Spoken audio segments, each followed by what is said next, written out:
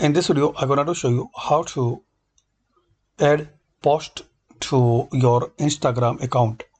So friends, if you want to post any image, photo or video using your PC or laptop, so just you need to right click anyway, then click on inspect. Now friends, in here you need to click on this device icon. So you will see toggle device toolbar. So just click on it. Now here you will see responsive, so change as a device. So select Pixel, Galaxy or iPhone. I will select Galaxy S5.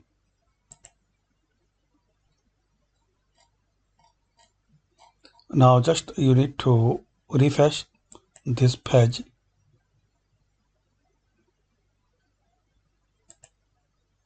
So now you will find option to post image or video on Instagram. Just click on this plus icon, select any image, then click on next, type any caption, then click on share,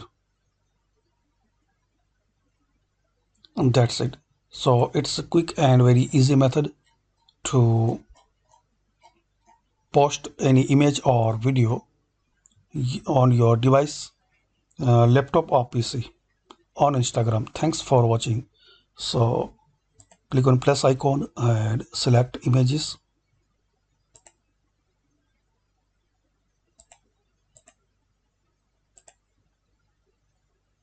then click on next, click on share.